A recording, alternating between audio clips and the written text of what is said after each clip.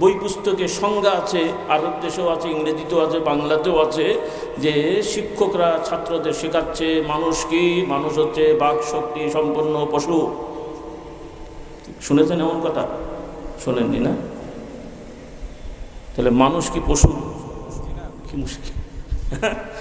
আরবিতেও বলে, ছাত্র ভাইরা জানো, এটা মান্তেকের বই আছে, হাইওয়ানুন নাতিক, এটা একটা ফালতু কথা। কি এর দর্শন এটা? ইনসান আবার হাইওয়ান হতে যাবে কেন? ইনসান ইনসান, আল্লাহ বলছেন লাকাদ খালাকনাল ইনসানা ফি আহসানি তাকওয়িম। বলুন সুবহানাল্লাহ। ইনসান ইনসান, ইনসান হাইওয়ান হতে যাবে কেন?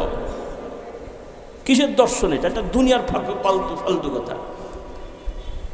মানুষ মানুষ, এই মানুষের জন্যই কোরআন সুন্নাহর আলোকে আমরা যা বুঝতে পারি, এই জগতের সব কিছু মানুষের উপযোগী করে মানুষের প্রয়োজনে আল্লাহ তাআলা সাজিয়ে দিয়েছেন।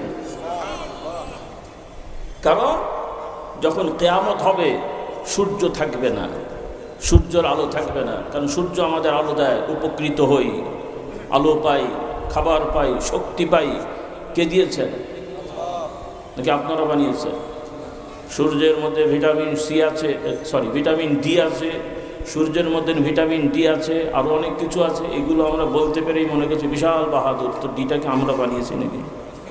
কমলার মধ্যে ভিটামিন সি আছে, এটা আমার দাদা শ্বশুর বানিয়েছিল নাকি? কলার মধ্যে ক্যালসিয়াম আছে, আমার নানা শ্বশুর বানিয়েছিল নাকি?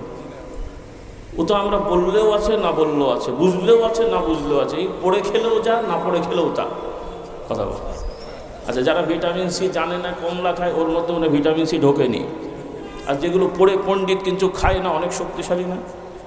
কি বলেন? সকাল সন্ধ্যে বাচ্চাদের দিয়ে দেবেন লিস্ট, ঘুম থেকে উঠে পড়বি খেজুরের মধ্যে ক্যালসিয়াম, কলার মধ্যে ক্যালসিয়াম, কমলার মধ্যে ভিটামিন সি, অমুকের মধ্যে ফ্যাট, অমুকের মধ্যে, অনেক শক্তি হয়ে যাবে নাকি? আর একজন অত কিছু নেই, পড়াশোনা নেই, সকালে উঠেই ঘর থেকে বেরোই, কলা খায়, আপেল খায়, বেগুন খায়, শীতকালে রোদের মধ্যে বসে থাকে, এনার্জি চলে এসছে। সুবহানাল্লাহ বলে। আর এই পণ্ডিত আর ওই লোকটা যদি ঝগড়া বাঁধে আর ঘুষোঘুষি হয়, মারগুলো কে খাবে? ও যে তো খাবার খায়নি, এখন মার খেতে হবে। হ্যাঁ, সুবহানাল্লাহ।